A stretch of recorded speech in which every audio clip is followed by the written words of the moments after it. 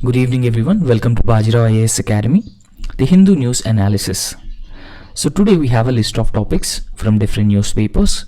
So we'll be try and understand these topics in detail. The first topic is restructuring of Manrega as Viksit Bharat Gramin Rozgar and Ajivika Mission Act of 2025 and how it fixes the existing structural gaps in the MG Narega. The second most important topic is ISRO's heaviest launch of Launch Vehicle Mark 3, and then we'll also understand the decline of maternal mortality in India because of increasing institutional deliveries, and along with declining maternal mortality rate, how it helped declining infant mortality rate in India. So we'll also understand the other very important topic that India is going to launch anti-terror policy very soon. We'll be understanding these topics in detail. So the first very important topic is, we have already discussed about this, that Mahatma Gandhi National Rural Employment Guarantee Scheme. So this is a statutory scheme that was launched in the year 2005, and Parliament passed a law to provide 100 days of legal guarantee of work to every rural household who is willing to do an unskilled manual workforce.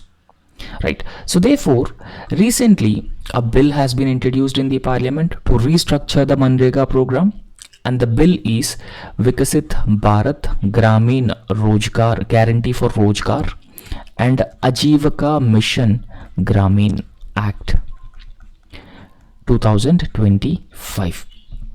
Right. So it's almost 20 years that Parliament has passed this Manrega Act. So therefore, recently this act has been passed by the Parliament. The aim and objective of this new act is to restructure the Manrega program. So let's understand what exactly is Viksit Bharat Guarantee for Rozgar and Ajivika Mission Gramin Act of 2025. So let's understand this. Now, in fact, we all knew, as I have already told you, that this 100 days of rural employment program. This is a rural employment program. And if we talk about the benefits of Mahatma Gandhi National Rural Employment, now in fact, 1/3 of the beneficiaries, more than 1/3 of the beneficiaries should be women. So therefore, it leads to women empowerment, financial independence of women, because more and more women in rural areas would start participating in Manrega and they would get wages, and that makes them financially self-sufficient and independent. This is one objective. The second objective is alleviation of rural poverty. So rural poverty is also another major problem. So every individual who is above 18 years in rural area is eligible to get a work under the Manrega. So therefore, it also leads to the alleviation of rural poverty. Third, it eliminates distress migration. Distress migration, because of the failure of the agriculture or any other reasons, people from the rural areas very often migrate to urban areas.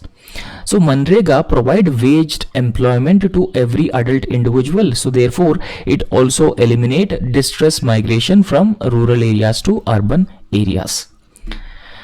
And another advantage of this Mahatma Gandhi National Rural Employment Guarantee Scheme is it provides, or it improves existing rural infrastructure, improves rural infrastructure. So that is also another major benefit of this Manrega program. So therefore, the Manrega program is having a lot of advantages at the grassroots level. This is a very important program at the rural level. Recently, Parliament has actually passed a law to restructure the Manrega program. So we'll understand how this new law has restructured MG Narega program. And in fact, the critics have been arguing about the Viksit Bharat Guarantee for Rozgar and Ajivika Mission Gramin Act 2025. The critics have been saying that it actually weakens decentralization. What exactly is decentralization in this context? Decentralization means that earlier this MG Narega has given exceptional powers to Gram Panchayat or Gram Sabha. right? So in every gram panchayat there will be gram sabha, and the gram sabha will play a very important role in selecting the eligible beneficiaries under MG Narega, issuing them job codes under the MG Narega, and gram sabha also conduct the social audit. Gram sabha will also decide the work site, work area. So therefore decentralization means that more powers were given to panchayats under the earlier MG Narega. But critics have been arguing that the new statutory law has weakens this decentralization, and it has dilutes demand based employment, because now this Vikasit Bharat guarantee for Rojgar and Ajivika Mission Gramin Act 2025. So this is now a supply based employment. It is no longer a demand based employment, supply based employment. Now what exactly is a supply based employment? Supply based employment means that if government allocates 50,000 crore rupees, if government allocates 50,000 crore rupees per year on Manrega, only this 50,000 rupees of work will be conducted under the new rural employment scheme under Vikasit Bharat G Ram G Act, right? So earlier it was not like that. Earlier it was 100 days of guaranteed legal employment irrespective of the money that has been allocated for this scheme. So now it is a demand based employment. It is no longer a demand based employment. Now it is a supply based environment. It depends on the supply on the part of the government. Demand based employment means that the workers, demand from the rural areas, right? So 100 days means 100 days of legal employment. That's it. Now in fact, the closer examination reveals that these claims stem from the conceptual misreading. This is what the author has been claiming us. The author has been telling us that this new law weakens decentralization is not true.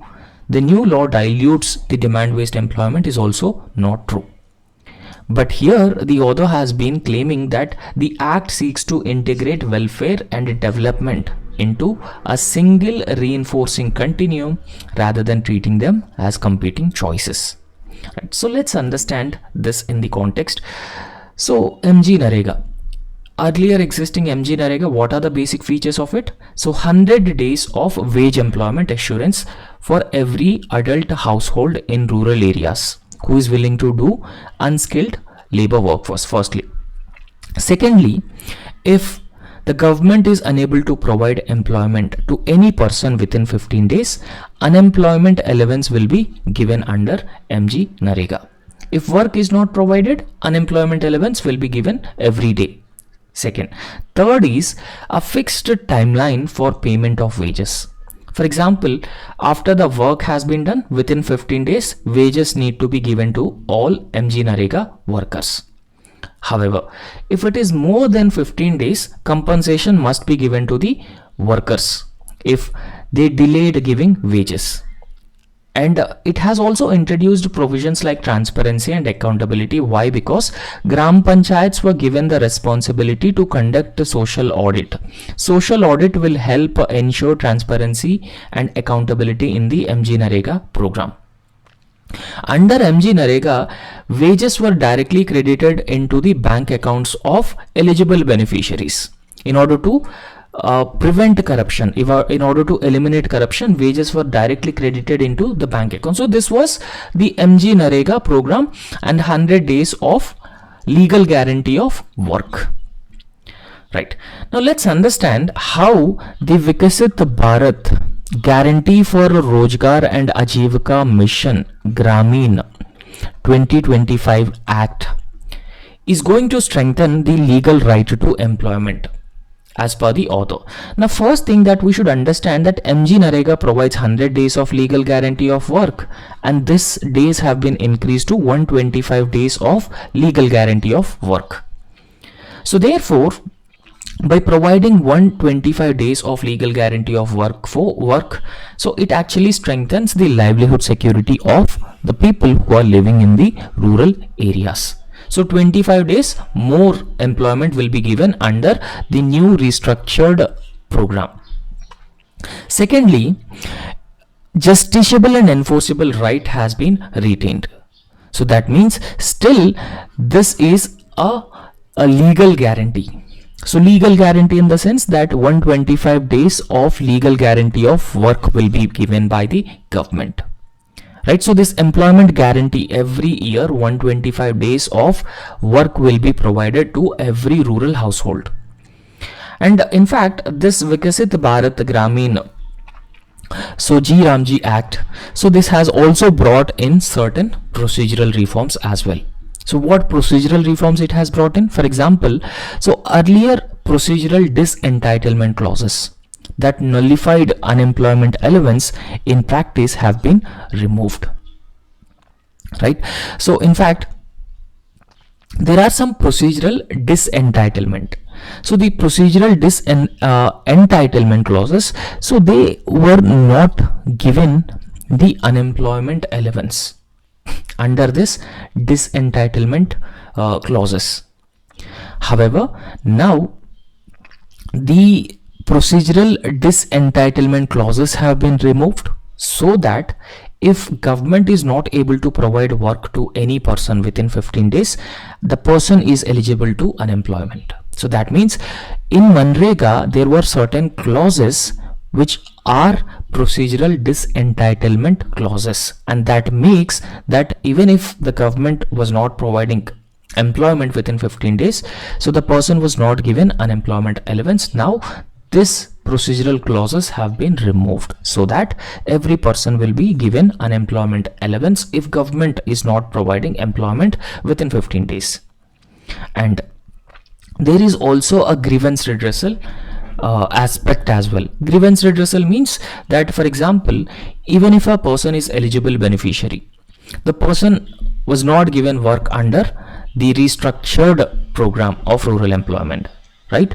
So apart from that, if a worker has any problem, so if this is known as grievances, so therefore this Vikasit Bharat G Ramji program has also provided for the grievance redressal as well, right? So time bound timely grievance redressal mechanism have been reinforced to bridge the gap between statutory promise and a lived reality, right? For example, earlier delayed work allocation often denied unemployment allowance. The new act directly addresses this enforcement deficit as well, right? Now let's understand that it is a demand based employment with advanced planning.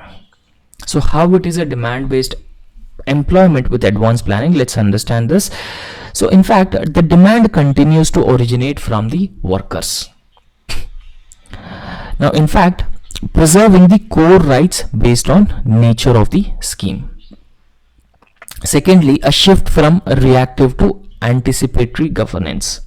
So that means a participatory village level planning that ensures availability of work when demanded within 150 all these 150 days in a particular year, right? For example, if there is a Kharif season starts, Rabi season starts, so the work may be temporarily halted under the new scheme.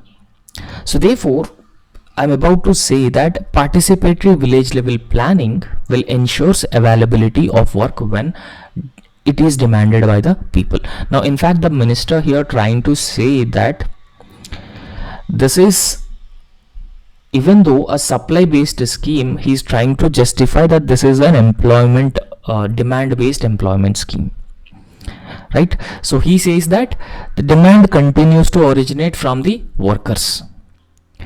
So how the demand continues to originate from the workers, right? So therefore he is saying that it preserves the core rights based on the nature of the scheme.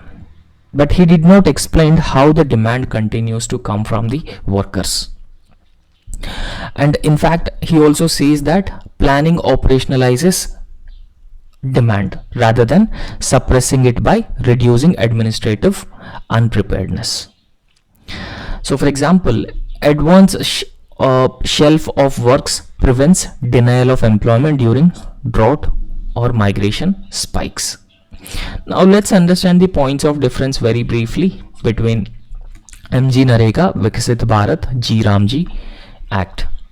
So number of work days, 100 days of legal guarantee of work and 125 days of legal guarantee of work will be provided under these two schemes. So if you talk about the funding, earlier under MG Narega 100% of funding will be given by the center, and now under Viksit Bharat G Ramji program, so 60% of the funding will be given by the center and 40% of the funding will be given by the states to this restructured program. And apart from that, for northeastern states and the Himalayan states, so 90% of the funding will be given by the center and 10% funding will be borne by the state governments. However, so if you talk about Manrega program, the work will be round the year but only 100 days. But under Viksit Bharat G Ramji program, it stops during the farming season. And then if we talk about the managing body, it is the Rural Development Ministry. Under Viksit Bharat G Ramji program, Central Gramin Rozgar Guarantee Council will be established, and this council will look into the management and implementation of the Manrega program. Right. Now let's understand how this Viksit Bharat Gramin Guaranteed Rozgar and Ajivika Mission Gramin program is going to achieve decentralization with institutional coherence. Right. Now, in fact, under MG Narega, Gram Panchayats were given key role for planning, implementing the Mahatma Gandhi National Rural Employment Guarantee Scheme. But under the restructured program, the Gram Panchayats will be given the same powers. The Gram Panchayats will be given all the powers of like how MG Narega program has been given. Secondly, the Gram Sabha will also retain approval powers over the local plans which deals with the implementation of rural employment under the newly restructured program. So that means Gram Panchayats were given the same powers. Gram Sabha was also given the same powers with respect to implementation of the 125 days of legal guarantee of work. So therefore, strengthening decentralization.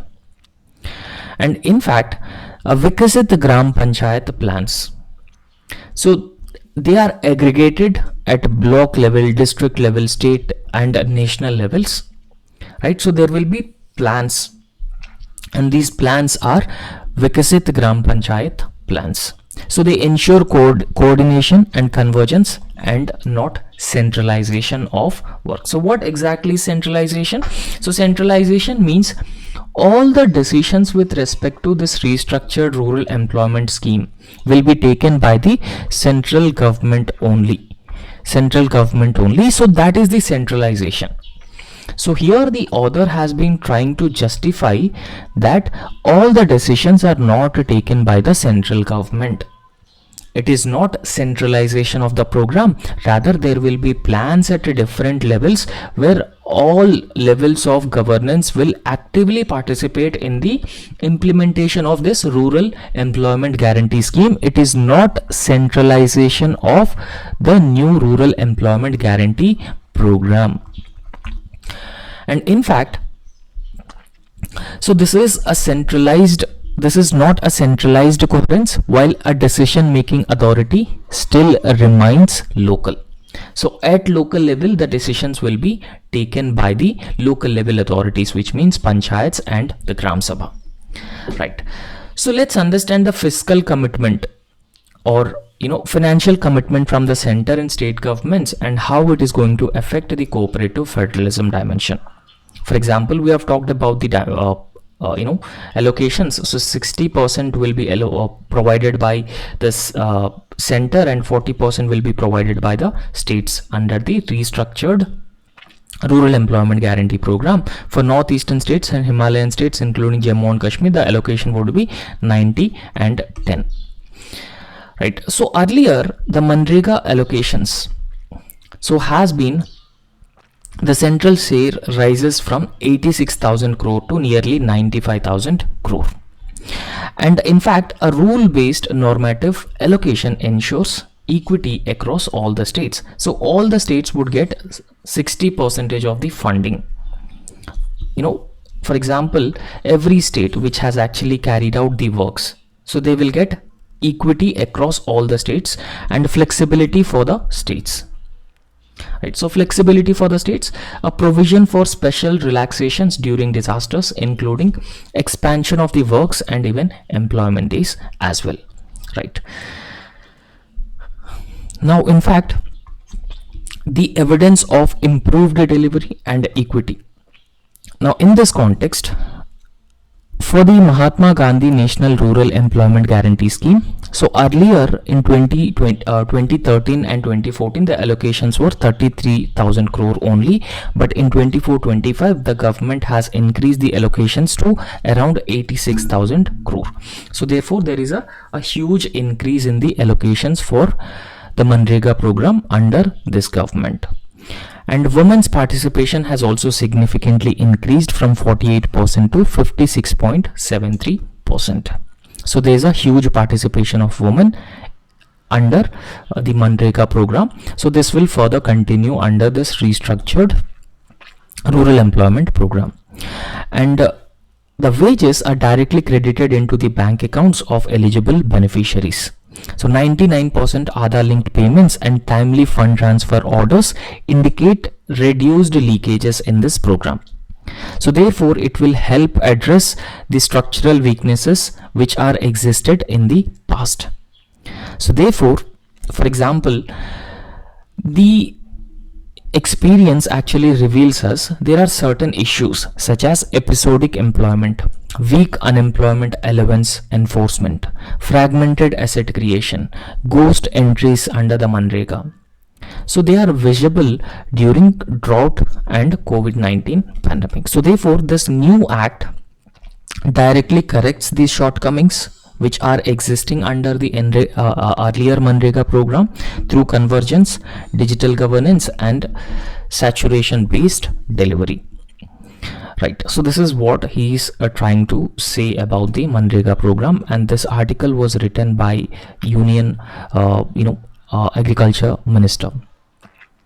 Now, in fact, you can also go through the detailed differences between Mahatma Gandhi National Rural Employment Guarantee Scheme and Vikasit Bharat Guaranteed Rozgar and Ajivika Mission, Ajivika Mission Gramin. So a detailed differences have been provided here. So let's you can go through these differences as well. So the next important topic is ISRO's heaviest launch vehicle Mark 3. So let's understand about this in detail. Now, in fact, the launch of a Bluebird Block 2. ISRO is going to launch a satellite called Bluebird Block 2 through launch vehicle Mark 3. Now, in fact, this is going to be the heaviest ever satellite, weighing around 6,100 kg. So almost 6,000 tons of satellite will be launched by launch vehicle Mark 3 aboard this LVM-3 rocket. Therefore, it actually marks a significant leap in India's space program, because this is the first time that ISRO is going to launch this heaviest satellite, right? So therefore, beyond being a record-setting payload of 6,100 kilograms of satellite, this mission through LVM-3 rocket, it actually indicates India's growing capability in heavy lift launches commercial satellite deployment, advanced propulsion technologies, and even future human spaceflight preparedness. Right, so therefore it is going to have a spin-off effects, a range of spin-off effects for ISRO if it is successfully launched. Now let's understand what are the key technical features of this mission. If we talk about the key technical features of this mission, so we have already understood that it is going to be the heaviest satellite that ISRO has ever launched in its history, and it will be deployed into the low Earth orbit. Right, so this satellite, the Bluebird satellite, will be injected into the low Earth orbit, which is around 520 kilometers from Earth's surface, in just 15 minutes of its liftoff. Just in 15 minutes of its liftoff. Now, in fact, if we talk about this low Earth orbit around the planet Earth, so it typically lies around 1000 kilometers. Therefore, it actually offers several advantages such as lower latency and stronger signal strength. So lower latency in the sense that there are less disruptions when it comes to providing services. So lower latency and stronger signal strength compared to geosynchronous orbits. And in fact, we have understood that this Bluebird satellite is 6,100 kilograms. So therefore, this Bluebird Block 2, which is 6,100 kg, surpasses ISRO's earlier heaviest low Earth orbit payload such as OneWeb satellite cluster, which is around 5,700 kg. Now let's understand the launch vehicles. There are three different types of launch vehicles with ISRO. One is PSLV, which is also known as workhorse of ISRO. Why? Because of its success. Right, so it is known as workhorse of ISRO because of its huge success. And second one is GSLV Mark II, and third one is launch vehicle Mark III. So let's understand the difference between PSLV, GSLV Mark II and launch vehicle Mark III. Now PSLV is India's most prolific and most successful launch vehicle. Now in fact, the liftoff mass is 320 tons and payload capacity is, so to low Earth orbit it would be 1.75 ton, and geosynchronous transfer orbit it would be 1.4 ton. And then GSLV Mark II, so it is meant for heavier communication satellite. So if ISRO is launching any communication satellite, it will be through GSLV Mark II. The heaviest satellites will be launched actually through GSLV Mark II. So its liftoff mass would be 415 tons and payload capacity low Earth orbit 6 tons and geosynchronous transfer orbit 2.25 ton. Right. So this LVM Mark III, this is the third launch vehicle of ISRO, and it is India's heaviest, will also be used for Gaganyaan. So I hope you know about the Gaganyaan mission. Gaganyaan is India's first human space flight program that India is going to send 3 Vyomonauts into the low Earth orbit of the Earth. 3 Vyomonauts will be sent to the low Earth orbit of the Earth, and they will also stay 3 days in the low Earth orbit. So if it is successful, India is going to become the 4th country to send human beings into the space after US, Russia, China. Right. So very soon India is going to send Vyomonauts into the low Earth orbit. So this program is known as Gaganyaan program. Right. So in fact, LVM-3 is the heaviest of all the existing launch vehicles in India. So it is also having the high capacity. So therefore, this LVM-3 will be used for the Gaganyaan mission very soon. So these are 3 different categories of launch vehicles in India. Now, in fact, if we talk about this, the Bluebird and this particular heaviest launch of ISRO. So it is designed by AST Space Mobile USA. The satellite is part of constellation enabling direct satellite to smartphone connectivity. Secondly, so there are some conventional satellites. So these conventional satellites very often relay on ground relay stations. However, this system communicates directly with the standard mobile phones. For example, you have a mobile phone and there will be a satellite, and your mobile phone will directly communicate with the satellite. However, there are some conventional satellites. These conventional satellites, first they actually provide information to the ground stations, and the ground stations will transfer the data to your mobile phones, right? So they actually depend on the ground stations, but here in this case the bluebird, it directly transmits data to your mobile phone. So that is the advantage of it. And in fact it also supports 4G 5G voice calls, video calls, messaging, streaming, data services. So therefore it actually enables connectivity to a person to anytime, anywhere, especially in remote places and even disaster prone areas also. So let's understand the strategic and commercial significance of this LVM-3 launch. Now, in fact, it is expected to strengthen India's commercial launch market because Launch Vehicle Mark 3 mission. So, in fact, this is the third commercial LVM-3 mission after OneWeb launches in 2022 and 2023. So, therefore, because of this LVM-3 and the launch of Bluebird 3, India emerged as a preferred launch partner. But why? Because Russia's withdrawal from the commercial launches. So why Russia withdrawn from the commercial launches? Because of Russia-Ukraine conflict. Secondly, the retirement of European Space Agency's of Ariane 5 launcher. So it has also got retired. And therefore, LVM-3 competes with SpaceX's Falcon and European Space Agency's Ariane 6. So therefore, India offers a reliable and low-cost alternative. So if anybody wanted to send their heaviest satellites into the space, so they can go for a European Space Agency's Ariane 6, they can go for SpaceX's Falcon 9, and they can also approach ISRO. ISRO can also launch such heavy satellites through LVM-3. But the advantage ISRO has here is its reliability and low cost alternative compared to SpaceX Falcon 9 and European Space Agency's Ariane 6.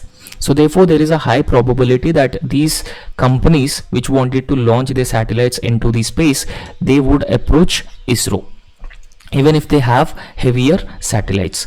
So apart from that, it is the demonstration of rapid launch capability, because this launch follows the CMS-3 communication satellite mission on November 2nd.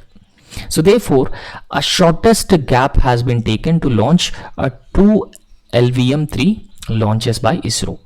And apart from that, it is the only second time after 2023 that ISRO has launched two launch vehicle Mark 3 missions in a single year. So therefore it actually showcases the ability of ISRO to launch such satellites in a very short span of time, and it also shows the manufacturing efficiency of ISRO, mission integration and readiness as well.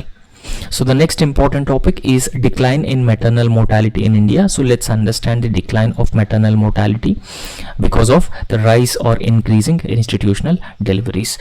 So the thing is that India has made a significant progress in reducing maternal mortality rate. So what exactly is this maternal mortality rate? So in fact, the maternal mortality rate, the number of deaths of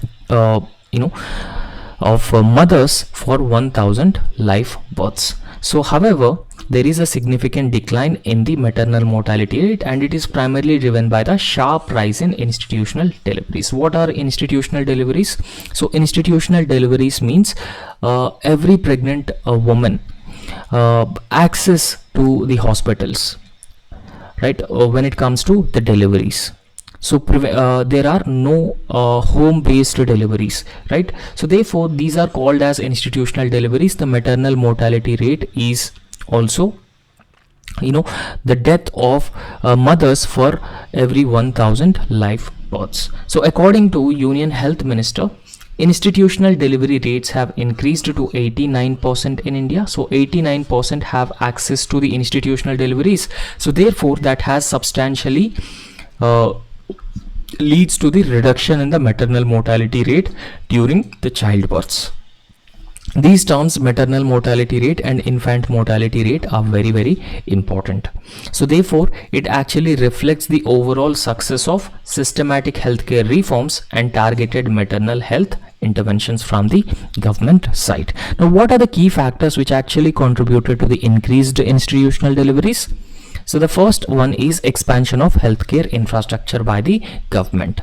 For example, the medical colleges have been increased, new hospitals have been established, medical staff has been increased. So therefore medical colleges increased from 387 in 2014 to 821 in 2024. So therefore there is a substantial increase in the medical college, medical professionals in India. Secondly, establishment of medical colleges even in tribal areas and remote areas also. Right, for example, Dhar and Bitul in Madhya Pradesh. So there are medical colleges established in such remote places as well. So more medical colleges means more medical health professionals, and that will help improve the healthcare infrastructure as well. And then the government has also introduced the public-private partnership model to expand medical education and healthcare access. And apart from that, the government has also been strengthening the primary healthcare access through programs like Ayushman Bharat, health and wellness centers. So in fact, there are around 1.81 lakh health and wellness centers under the Ayushman Bharat program. So they played a very important role in further strengthening, further improving the primary health care in the rural areas. Now, in fact, the health and wellness centers have been providing number of services such as antenatal and postnatal care, referral services, and early risk detection. So these are essential services that the health and wellness centers are providing. So that significantly helped reduce the maternal mortality rate and also the infant mortality rate, and they also helped increase pregnant woman access to the institutional deliveries as well. And in fact, here a list of states have been given. These are the bottom 10 states in terms of the institutional delivery. For example, the state of Meghalaya, which is at the bottom. So in the year 20 and 21, the institutional deliveries were 59.4%, and 21-22 it has been 57.2%, right? So therefore these are the institutional deliveries from the bottom, right? So let's understand the institutional delivery rates and the National Family Health Survey 5 highlights. So if you look at the national average, so according to National Family Health Survey 3, institutional deliveries rose to 88.6% as per the National Family Health Survey 5 from 40.8% in 2005-6 as per the National Family Health Survey 3. And Kerala and Goa, they actually topped the chart with 99.8% of institutional deliveries in Kerala and 99.7% institutional deliveries in Goa. And apart from that, this National Family Health Survey 5 has also revealed that the share of births in public health institutions has been increasing in most of the states. So most of the institutional deliveries are being performed in the rural, government hospitals, public healthcare facilities. However, there are certain states which are considered as low performing states in terms of institutional deliveries. For example, Nagaland, only 45.7% institutional deliveries, and in Meghalaya only 58% institutional deliveries. And in fact, there is also a rural urban divide is existing. Rural urban divide means in urban areas there are more people who are preferring institutional deliveries rather than people who are living in the rural areas. So urban areas are consistently showed higher institutional delivery rates. It is very obvious because in urban areas there is a better infrastructure, better healthcare infrastructure. So therefore there is higher institutional delivery rates. However, in rural areas, still this problem exists that not 100% of institutional deliveries have been taking place in the healthcare facilities, particularly in the northeastern states. So this is a cause of concern, right? Now in this context, so let's understand the financial protection schemes and service delivery other schemes that the government has introduced. So the government has introduced Ayushman Bharat PM Jan Arogya Yojana. So this actually provides health insurance to every household, 5 lakh rupees of health insurance to every household to reduce the out of pocket expenditure. Now a person no need to spend money out of his pocket because the government is insuring a person under Ayushman Bharat program. So therefore it encourages institutional care by making services affordable to the vulnerable groups, especially women. And then it also focuses on maternal and child health as well, because a universal immunization program actually covers 12 vaccines, and it protects children and mothers from diseases. Apart from that, integration of maternal care with child health services ensures continuity of care. Now in fact all these increasing institutional deliveries also affect the maternal mortality rate. Now higher institutional delivery rate, which is 89%, so directly correlates with the lower maternal mortality rate, and it also correlates with timely emergency obstetric care and reduction in maternal deaths during delivery, demonstration of preventive and promotive health approach rather than curative alone. Right, so these are the objectives of increasing institutional deliveries and their impact on maternal mortality rate and infant mortality rate. So the next very important program that India is going to launch a first anti-terror policy very soon. Now let's understand why this anti-terror policy is very important. Now in fact in the past India was seen terror attacks. For example, parliament attack in the year 2001, several people were killed, and 26/11 Mumbai terror attacks, and recent one Pahalgam attacks, Uri attacks, Pathankot attacks. So therefore there are number of terror attacks which are being sponsored by Pakistan based terrorist groups, and in fact India is also suffering from these terrorist attacks because of the cross border terrorism sponsored by Pakistan. So what exactly is this cross border terrorism? So in fact these terrorists are trained in Pakistan and they cross border and they come to India and they conduct these terror attacks. So therefore if you have such a comprehensive terror policy, it will help us eliminate the threat of terrorism, better response in case of a such terrorist attack, and what India should do diplomatically, militarily in case of any such terror attack. So therefore if you have the policy, we have a clear framework that what we should actually do in case of a terrorist attack, or what we should actually do to prevent those terror attacks. So with that objective, a terror policy is going to be launched in India, and this is first time, because despite being India regularly affected by the terrorism, India has not launched this terrorist policy before, but this is the first time that India is going to launch this terrorist policy. Now in this context, so let us understand what are the important aspects of this anti-terror policy. So Union government is finalizing India's first national counter-terrorism policy and strategy, and in fact this aimed at uniform template for the states aimed to prevent terrorism, combat terrorism and respond to terror attacks. Right, so therefore recently it has been announced by Union Minister Amit Shah.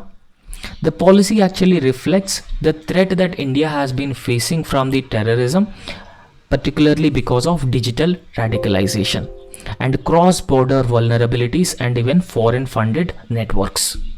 So there are foreign funded networks who have been providing funding to the terrorist organizations, and cross-border vulnerabilities. For example, terrorists from across the border from Pakistan, they conducting terror attacks in India. Digital radicalization, through digital means also people are being radicalized to conduct terror attacks. So to face all these threats, we are going to launch this comprehensive anti-terror policy. Now what are the key drivers behind the policy? The key drivers behind the policy is so increasing India's vulnerability to these terrorist threats. right?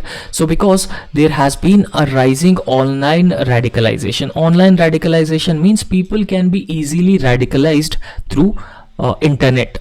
So that is the major threat that could be faced through the anti-terror policy. And then the federal coordination camps, in the sense that there will be a coordination between different states and center and states to deal with these terrorist threats. And apart from that, if you talk about the recent incidents, India has already seen recent incidents. For example, April 22 Pahalgam terror attack in Jammu and Kashmir. So that has highlighted there are certain intelligence and response gaps. And November 10 car-borne suicide attack near Red Fort in Delhi. So it has even showed the role of online radicalization. This Red Fort attack is primarily because of the online radicalization, and that too among the educated youth of India. So therefore, these are the major threats that India is going to deal with through a comprehensive anti-terror policy. Now, what are the major focus areas? The major focus area including the online radicalization, the digital radicalization of youth. For example, terror groups increasingly exploiting social media. They are using social media, encrypted platforms, online propaganda are being spread. For example, the National Investigation Agency's investigation has revealed that even doctors are radicalized online. So therefore, even educated youth are also influenced by this social media, online propaganda. So therefore, this should be the focus. And then foreign funded religious center in Canada with alleged links to ISI is a Pakistan's intelligence agency, is actually radicalizing youth against India. So therefore, the policy focus should be on training police at Thana level for early detection of these threats and strengthening cyber surveillance and counter narratives. So therefore, all these things, the cross-border terrorism, counter-terrorism, online radicalization of youth, and center-state coordination in case of terror attacks. So these are the focus areas under this anti-terror policy if government launches such a policy. So that's all for today, and thank you.